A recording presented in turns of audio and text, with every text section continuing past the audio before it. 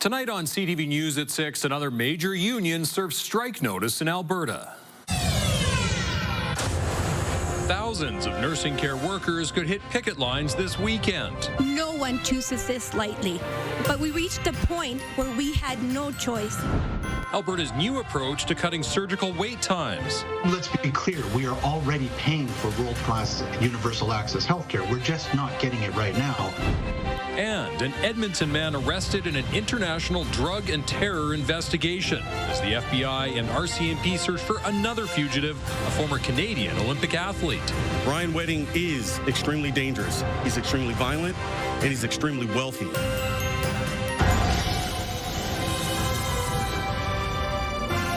CTV Edmonton, local breaking news with Jeff Hastings. Good evening. The Alberta Union of Provincial Employees has served strike notice to Alberta Health Services. Thousands of nursing care workers, from licensed practical nurses to healthcare aides and operating room technicians, could hit the picket lines as soon as this weekend. Marian Valdez-Carletti has more. The countdown is on for Alberta Health Services to reach a deal with the AUPE on behalf of more than 16,000 healthcare workers. After almost 20 months of bargaining, the employer had fallen short, far short of delivering what is needed and what is deserved. Without a deal, workers could start striking as soon as Saturday at 8:30 a.m. The province has offered 12% wage increases over 4 years. The union says it's not enough. No one chooses this lightly, but we reached a point where we had no choice. We are aware of colleagues that are going to food banks and struggling to make it from paycheck to paycheck. The AUPE and AHS have been bargaining for nearly 20 months.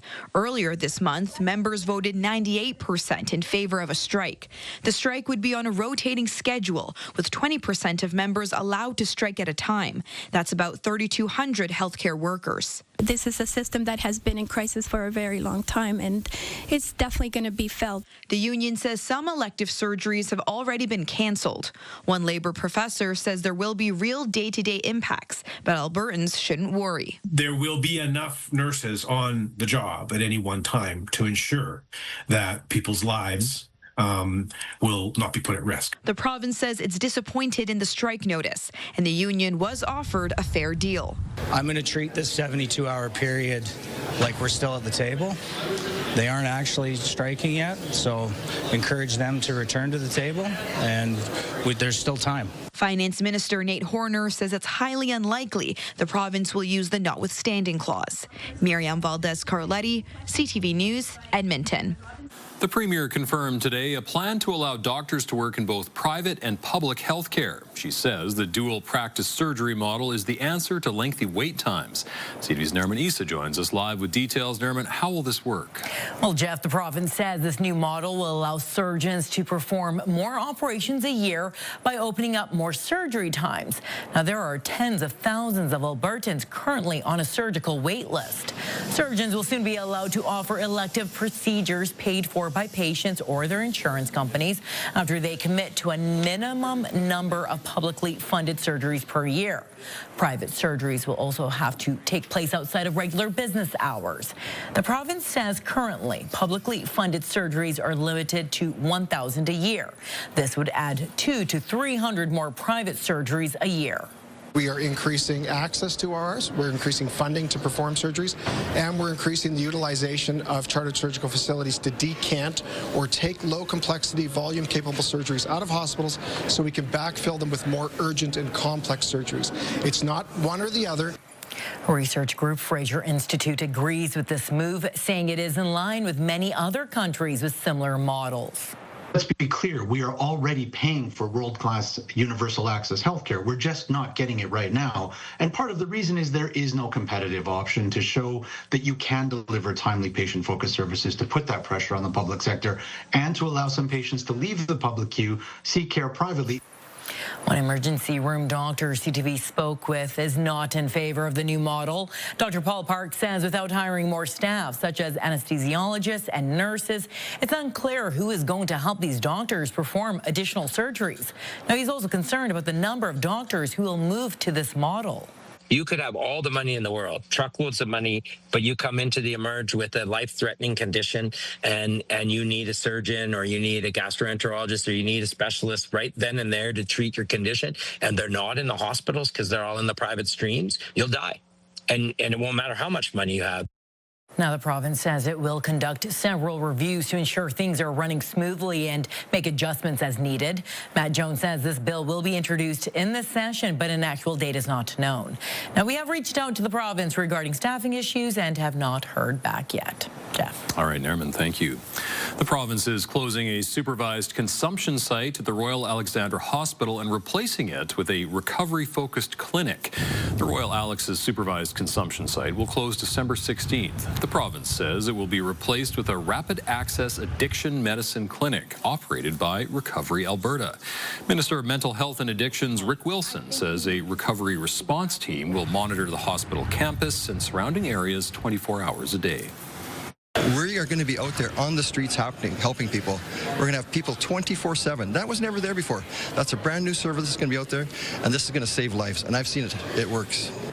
The province says the Royal Alex supervised consumption site saw limited use in comparison to the other two sites operating in the city.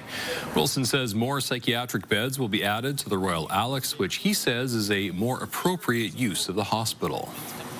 Alberta's Auditor General has found taxpayers lost more than $100 million when the province switched to private lab testing services.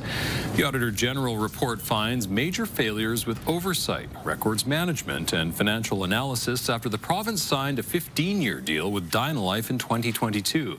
The report also shows Alberta taxpayers spent $77 million in non-value-added costs and an additional $32 million when AHS terminated the contract. A non-value-added cost is when money is put towards an objective that is not achieved. Their objective was to outsource community lab services. They went through this whole exercise, spent the money, and they didn't achieve what they wanted to. So you didn't get the result you wanted for which you paid taxpayers money. The Auditor General says he did not receive all the relevant information he requested, which could have impacted his findings. He's recommending in the future departments follow procurement processes and do an upfront analysis and for more detailed records management. A Southside City Councillor says widening 41st Avenue Southwest should be a priority as that area of Edmonton continues to grow. Instead, a different commuter route is getting attention first. Neighborhood developers are required to upgrade certain major roads as new communities take shape. None are obligated to widen 41st Ave until land to the south is developed, and there are no plans to do so. Today, Council approved a standard rezoning for land that will become the new Kendall neighborhood in the southwest. That plan will see part of Ellerslie Road widened. New Councillor John Morgan wants to see 41st Ave twinned from Calgary Trail to 170th Street, and he'd like developers to pitch in. We have another community that is going to be abutting that avenue and using that road eventually, and no plans as yet to widen 41 Ave. Developers will pay to add one extra eastbound lane between Allard and the QE2. That work is expected sometime in the next 2 years. Any widening beyond that is the city's responsibility. Morgan plans to pitch the project in the next budget. City Council has denied an upzoning that would have allowed a taller, larger infill development in the Mayfield neighborhood. There were more than a dozen housing-related items on Council's public hearing agenda today. The owner of this corner lot applied for new zoning that would allow an extra story and more units. City policy typically encourages infill density on corners, especially along transit routes, which this property is. However, Area Councillor Reid Clark says the site's context is different than it appears on paper. Do we need infill? Yes. It's all about the context and where do we put those. So if we're looking more at major roads, throughways, that might be a better place for this specific kind of zoning. But this one, I didn't feel it really met the threshold. All 13 council members voted against the change. The developer can still build up to 10 units on the lot. Councillor Clark says today's decision sends the message this council won't rubber stamp every infill application it sees. The city is removing some elm trees in North Edmonton after another tree tested positive for Dutch elm disease. The infected tree was found in Glengarry. It's the second tree to test positive this year. In July, a sick tree was found on nearby Alberta Avenue. In total, 7 trees have tested positive since the deadly fungal disease was discovered last August. The city says containing the spread is a community effort. It's asking you to avoid bringing firewood to Edmonton from other areas and to prune dead and dying branches from October until March.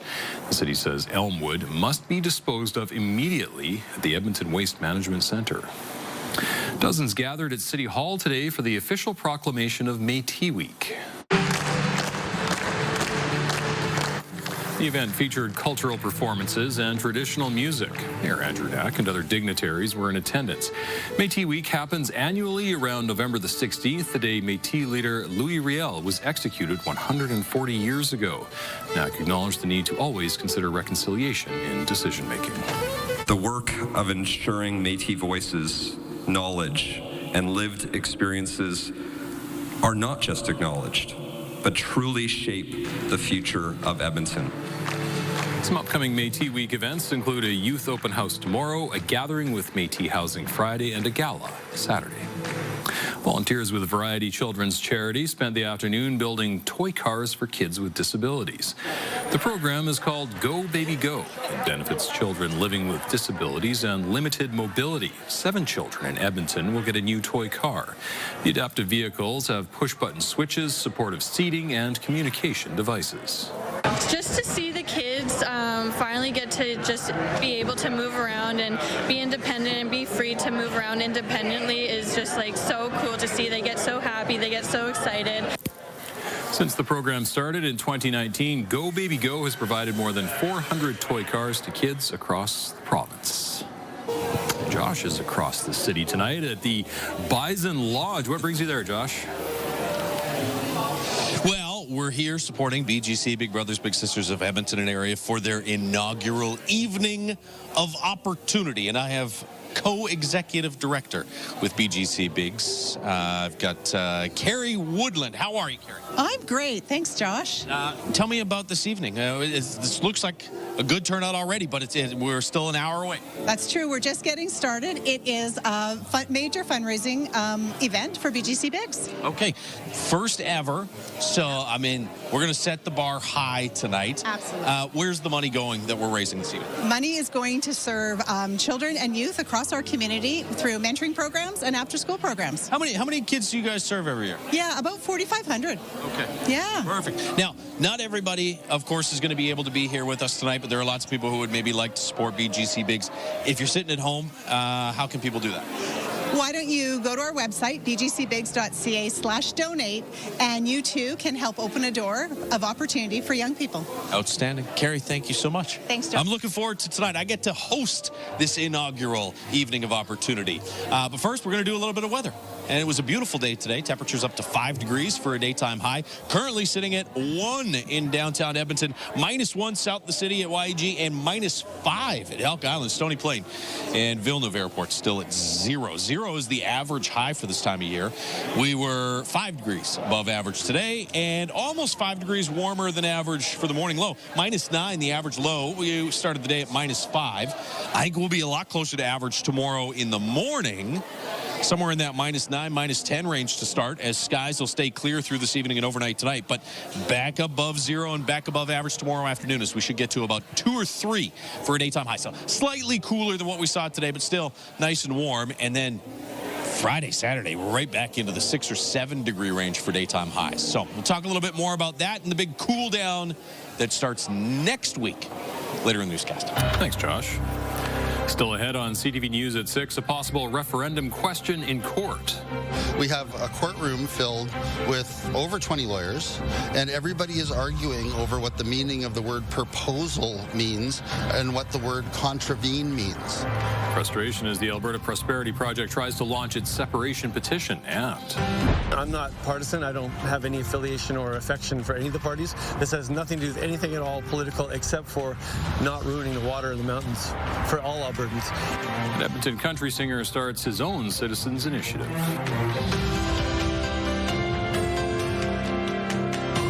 Brought to you by James H. Brown Injury Lawyers, the heavy hitters of injury law.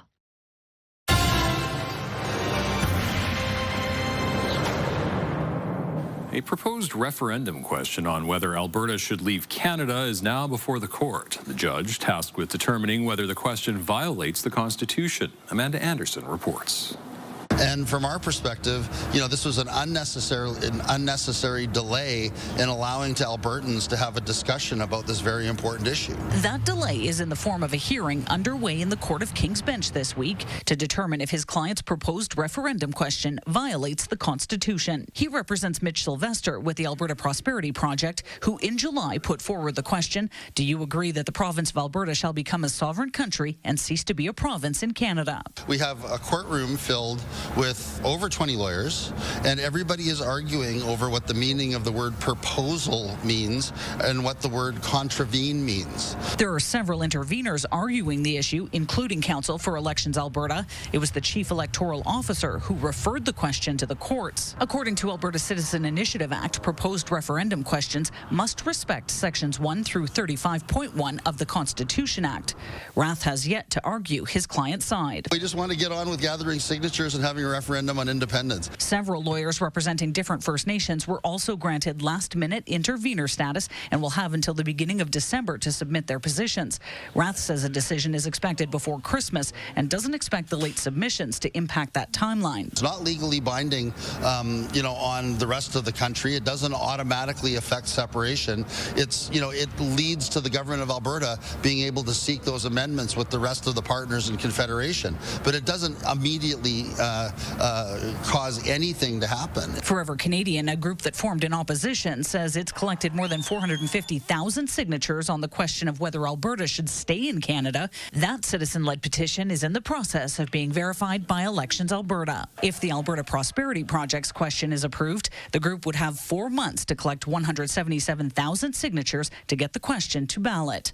The hearing continues on Thursday. Amanda Anderson, CTV News, Edmonton. The former independent candidate who challenged Pierre Poilievre in the Battle River Crowfoot by-election is pivoting to provincial politics. I fully intend on standing up for Albertans' rights. So watch me go.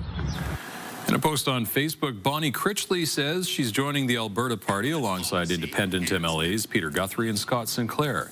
That party wants to be called the Progressive Conservatives and is currently fighting the UCP in court over the name. Critchley came in second to Conservative leader Pierre Poilievre in last summer's by-election. She won 5,000 votes to Poilievre's 40,000. The Alberta government's use of the Notwithstanding clause twice in the last few weeks has spurred conversations on how other provinces using it have fared.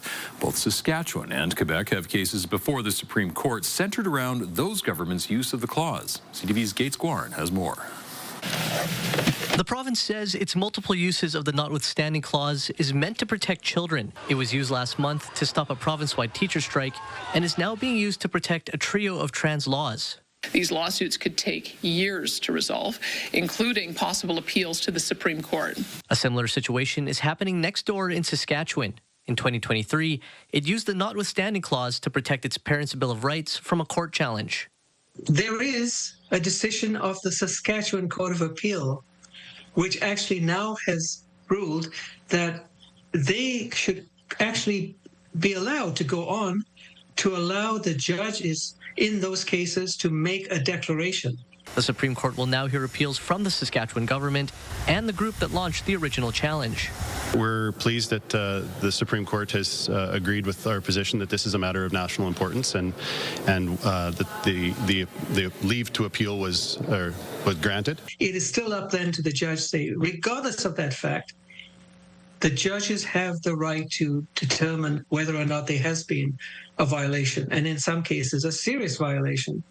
The Saskatchewan Court of Appeal has now said that that's a possibility.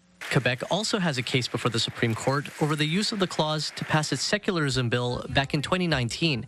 There's currently no timeline for either case to be heard. Gates Guarin, CTV News, Edmonton. An Alberta musician and rancher has filed a new application for a Citizens Initiative petition. Cor Blunt says he's been fighting for 5 years to stop coal mining on the eastern slopes of the Rockies. I'm not partisan. I don't have any affiliation or affection for any of the parties. This has nothing to do with anything at all political except for not ruining the water in the mountains for all Albertans. And I also have been clear about saying I'm not anti-resource. I understand we need resources, but it doesn't mean that every project is a good idea. And these coal mines in the headwaters of rivers are a terrible idea. The Grassy Mountain Coal Exploration Project was initially rejected in 2021 over environmental concerns. Alberta's energy regulator approved the exploration earlier this year. The AER says the project near the Crow's Nest Pass is in the public interest. Lund's petition still has to be approved by Elections Alberta. The newly elected president of Alberta Municipality says he wants to build partnerships with the province and increase transparency. The organization represents communities across Alberta. Members elected Grand Prairie Councillor Dylan Bessey is their new president at last week's convention. One resolution that saw major support was a push for the provincial government to collect its own education property taxes. Bessey says it's about having more transparency around where tax increases are coming from. Over the next 3 years, the province is going to be collecting about $1 billion more in property taxes than it already is. It's a 14% increase we're seeing this year, a 10% increase next year to provincial property taxes. And our members really want to make sure that Albertans understand where those tax increases are coming from and what level of government is responsible for what when it impacts their pocketbooks. Alberta Municipalities recently launched its Property Tax Reimagined campaign. It aims to help Albertans understand the breakdown of municipal costs and what may drive property tax bills up. Still ahead, Commonwealth gets a makeover. Why New Green is expected to be a big upgrade, and these elements will stick to the fractal in grease, for example, or just being heavy will settle in the home plumbing and will lead to blockages, sewer backups. The do's and don'ts of flushing on World Toilet Day. The warm spell continues for 4 more days, but we get a chance of snow Monday, and that will usher in a big cool down for next week. Those details right after the break. Programming brought to you by Century Casino. 3 great locations: Edmonton, St. Albert, and Century Mile. Programming brought to you by James H. Brown Injury Lawyers, the heavy hitters of injury law.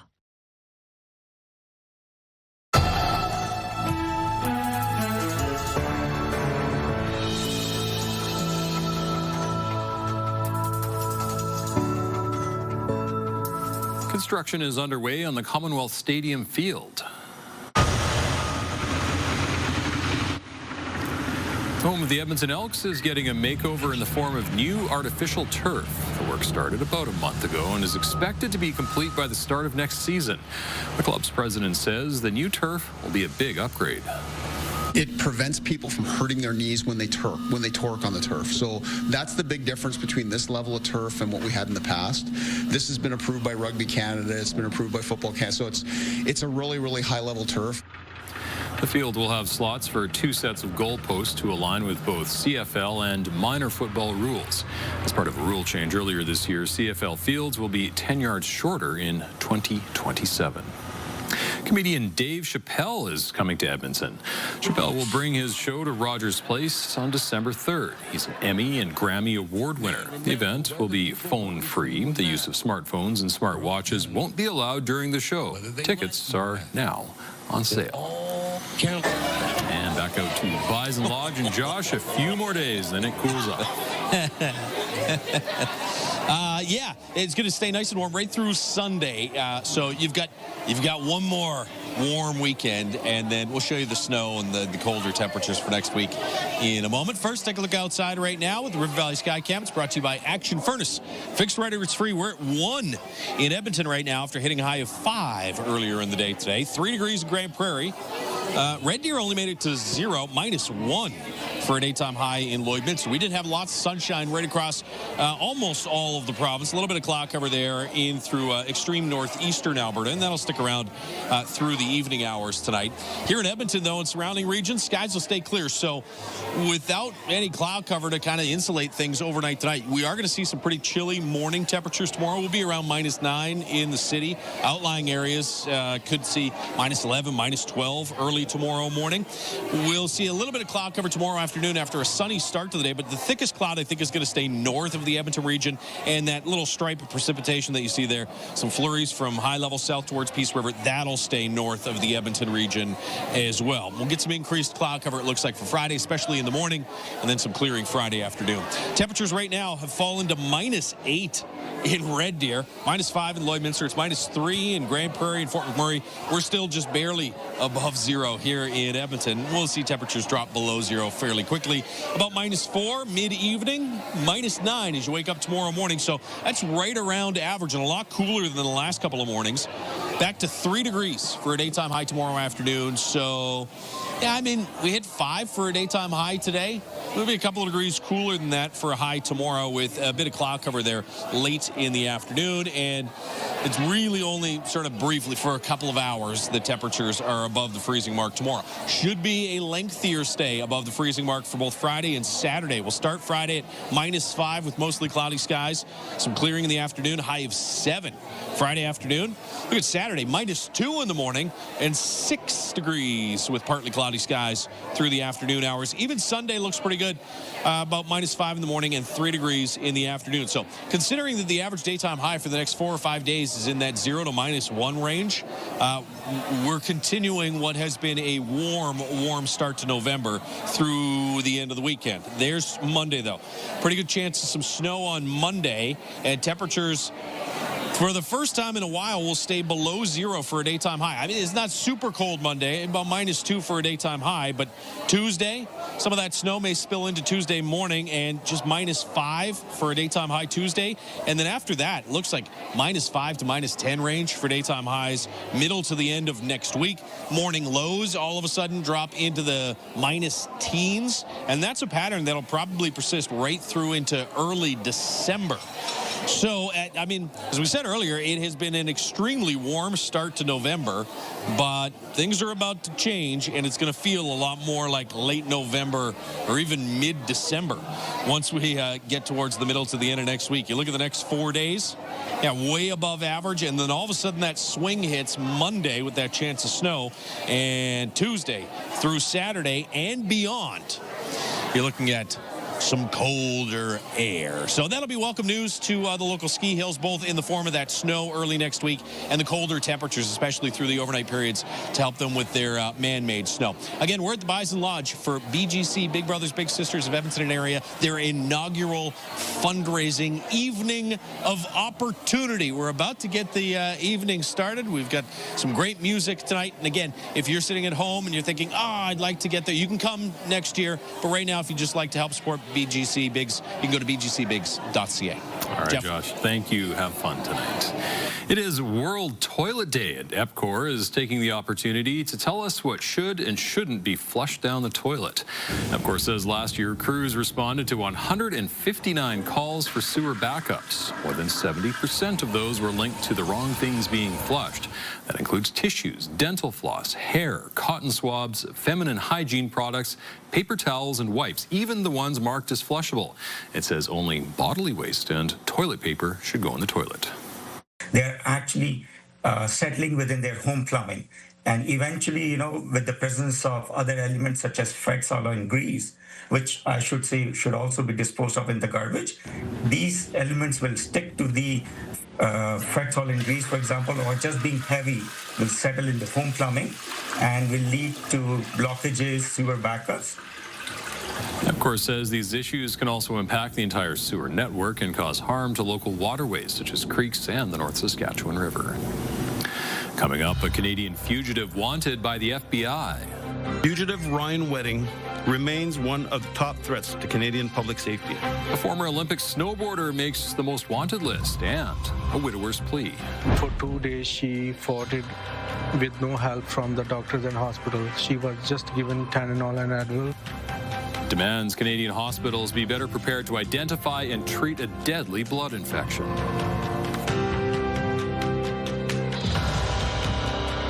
Help us build a mountain of toys. Donate today at ctvedmonton.ca. Help us build a mountain of toys. Donate today at ctvedmonton.ca.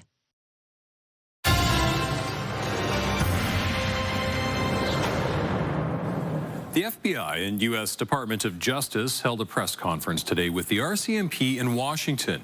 The unusual address about a Canadian fugitive, former Olympic snowboarder Ryan Wedding.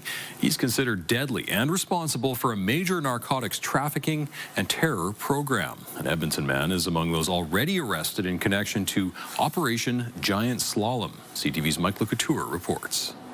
The reward for Wedding's arrest has been upped to $15 million American, a significant amount for someone that law enforcement says is a major drug kingpin. Ryan Wedding is a modern-day iteration of Pablo Escobar. Law enforcement in Canada and the U.S. are calling the former Canadian Olympic snowboarder the leader of a transnational criminal enterprise. In addition to reportedly shipping truckloads of cocaine across North America, the FBI and U.S. Justice Department are now charging Ryan Wedding with 2 additional counts of witness tampering, intimidation, and money laundering. Wedding is also accused of murdering a federal witness after he was indicted in 2024. U.S. officials allege Wedding used semi-trucks to import 60 tons of cocaine annually into the U.S. That amount of drugs is the same weight as 40 standard cars. Ryan Wedding is extremely dangerous. He's extremely violent, and he's extremely wealthy. He's being protected by the Sinaloa cartel, along with others in the country of Mexico. American law enforcement has been working with the RCMP because of his links to Canada and his alleged connection to 4 murders in Ontario. It's believed his vast network includes a former Mexican law enforcement officer and money launderers from Italy and the UK. Fugitive Ryan Wedding remains one of the top threats to Canadian public safety, and as per the previous indictment, continues to run an over $1 billion a year criminal enterprise. While increasing the reward for his arrest to $15 million, U.S. law enforcement is asking for the public's help to find Wedding. Please understand that he might change his hair color, his appearance, and do anything to avoid capture, but someone like Ryan Wedding is going to stick out in Mexico. With today's indictment, U.S. law enforcement says approximately 36 people have been indicted, and they warn Ryan Wedding that his days are numbered. Mike Couture, CTV News, Ottawa. A Russian missile and drone attack killed at least 20 people overnight at a residential building in western Ukraine.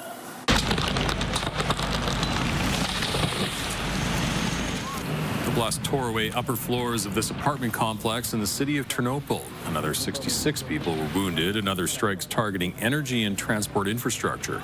Ukrainian officials say Russia launched more than 470 drones and 48 missiles in the overnight attack. CTV News has been sharing stories about the alarming number of sepsis infections taking place across the country, including that of an Edmonton woman, now a quadruple amputee. Today in Ontario, a widower demanded action during an emotional Brampton City Council meeting where a motion hopes to spur change. CTV's Adrian Gobriel was there. A widower weeps in front of a city council. She had sepsis. On June 19th, 40-year-old Ravinder Sidhu arrived at Mississauga, Ontario's Credit Valley Hospital to deliver her 3rd child. 4 days later, she was dead. The initial cause of death, a Group A sepsis infection. Her husband is accusing hospital staff of ignoring her clear symptoms. The Sidhus aren't alone. On January 19th, 29-year-old Selena Klinger-Evans died in London, Ontario, 2 days after giving birth. A Group A sepsis infection is also listed as the cause of death. It baffles me that in 2025, a 29-year-old woman can die from an infection from childbirth. Both families believe their loved ones' deaths were preventable if the symptoms had been recognized sooner and antibiotics administered immediately. For 2 days, she fought it with no help from the doctors and hospitals. She was just given Tylenol and Advil. Gurinder Sidhu has been on a mission for change. It includes this petition with more than 15,000 signatures, which led him to Brampton City Hall, where council passed a motion unanimously today calling for standardized sepsis screening, early identification, and rapid intervention. I truly do believe we can prevent deaths. It's a cry for change, and this motion will be that change. Officials here hope these cries resonate across the country.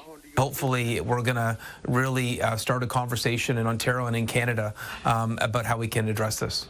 make this change now so that we can prevent these future deaths, which are totally preventable. So that no other children are left to write love letters to a mother who's never coming home.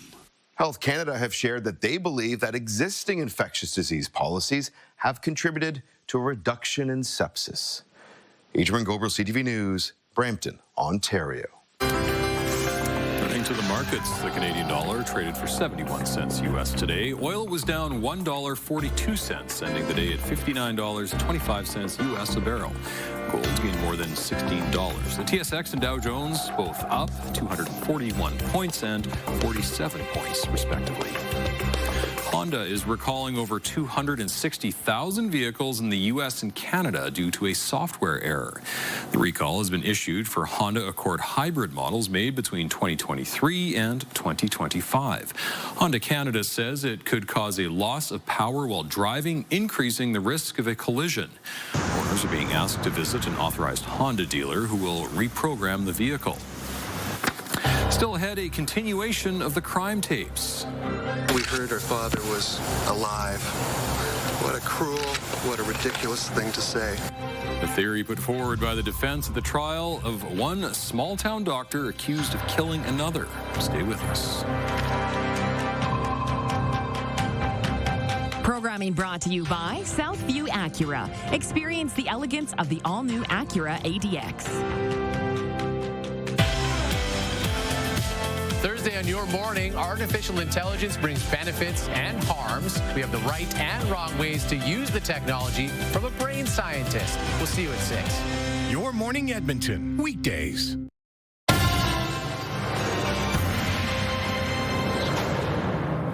The trial of one small-town doctor accused of killing another made headlines across the country 3 decades ago, with the trial taking place right here in Edmonton.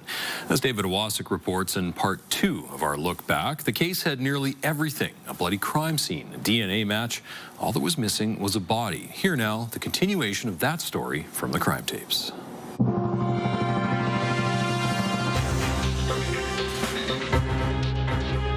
In 1999, Dr. Doug Snyder had been seeing patients in the town of Fairview, Alberta for 3 decades. He was very well known and well liked. But so too was another physician who had arrived just 10 years earlier from the United States, Dr. Abraham Cooper. He had a black belt in martial arts, a Harley-Davidson, and a pilot's license. He also practiced alternative forms of medicine, and by some accounts, he could be loud and abrasive. Cooper was professionally and personally at odds with Snyder and 2 other physicians. On May 5th, 1999, these 2 doctors were to meet with plans to settle a lawsuit. And while the Crown had plenty of evidence that Snyder was killed at that meeting, the defense came back with a theory of its own, that Snyder was still alive. Here now, more from that case on the crime tapes. In October of 2000, an Edmonton jury took little more than a day to find Dr. Abraham Cooper guilty of killing fellow Fairview physician Dr. Doug Snyder. But Snyder's family found no reason for celebration. The family came looking for answers. We didn't receive anything. What they wanted was some trace of the missing father and husband, but what they heard instead was a theory the defense had put forward that Dr. Doug Snyder somehow staged his own disappearance and was living a secret double life. This after 2 truckers testified a chatty man they encountered in BC looked remarkably like Snyder days after the Crown's contention that Dr. Abraham Cooper had killed him. Instead, we heard our father was alive. What a cruel, what a ridiculous thing to say. While the jury didn't buy it, there was a problem with the Crown's murder case. There was no body. Yet blood was everywhere, not only inside Cooper's office, but also evidence that large amounts of Snyder's blood pooled in the trunk of Cooper's car, then leaked out and sprayed the underside of Cooper's vehicle. Ultimately, with no one able to say exactly what happened in that office on that last night Dr. Snyder was seen alive. Mr. Anderson, why didn't you put your client on the stand? Well, decisions are made. In the end, the jury found Dr. Cooper guilty of manslaughter and not murder. My hopes are irrelevant. I indicted for first-degree murder, with jury convicted of manslaughter. This particular trial played a key role in how quickly Edmonton news audiences were able to view exhibits, especially during jury trials. CTV Edmonton stood before Madam Justice Joanne Veit and made application, a request for daily access to the exhibits shown to jurors. The justice granted that access to view and broadcast the exhibits, something that is now commonplace during high-profile jury trials in the Court of King's Bench. Dr. Abraham Cooper was handed a 10-year sentence, but with credit for pretrial custody, he served 7 years and 4 months. He lost his license to practice medicine, but he maintains his innocence. He was released in 2008. As for where Dr. Snyder's remains might be, it should be noted that Cooper's car with all that blood in the trunk was actually found at the Edmonton International Airport a few days after Snyder disappeared. At trial, it was speculated Cooper could have dumped Snyder's body anywhere on the 500-kilometer drive between our airport and the town of Fairview. No trace of Dr. Doug Snyder has ever been found. Thanks for watching the Crime Tapes. I'm David Wasik.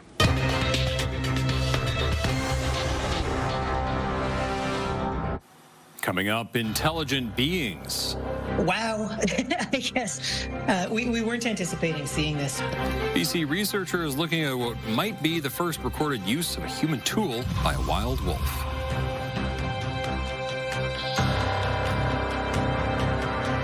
Stay with us. We've got another full night of great shows for you tonight on CTV.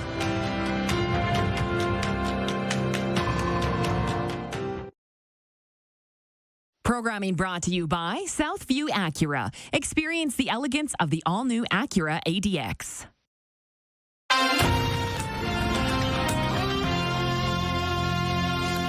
A video captured in BC is proving some animals are quite intelligent. It shows a wolf that figured out how to use a tool invented by humans. CTV's St. John Alexander reports. That's not a dog playing fetch, but a wolf with a buoy in its mouth. She wasn't trained to do this, but somehow knew her effort would pay off. We always have known that, how smart and how intelligent, wolves are. The images were captured by researchers who've been trying to learn even more about the animals, in particular in the Haitsook Nation. They were also trying to solve a mystery, why so many crab traps were being damaged. So they set up cameras and audio recorders. And we thought, maybe we'd see a seal going by or we'd see a mink going by and we might get a bit of a hint as to what's doing this. There were clues. Buoys were munched up like chew toys. But it couldn't be a bear, couldn't be a wolf, because the traps were set way out in deep water. Yet the eye of the camera told a different story. Wow. Yes.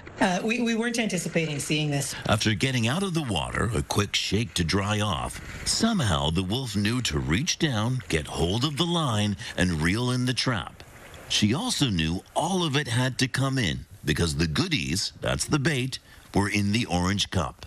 It's not surprising that they're able to figure something like this out. Like, they are just so intelligent. They are so much like us. There's a lot of familiarity there. So far, researchers don't believe the wolf was after some crab and was quite satisfied by the snack in the bait cup. However, she may surprise them yet. St. John Alexander, CTV News, Vancouver. That is our show for this evening. Thank you very much for sharing your time with us. For news anytime, visit our website, ctvnewsedmonton.ca, or you can find us on YouTube. Good night.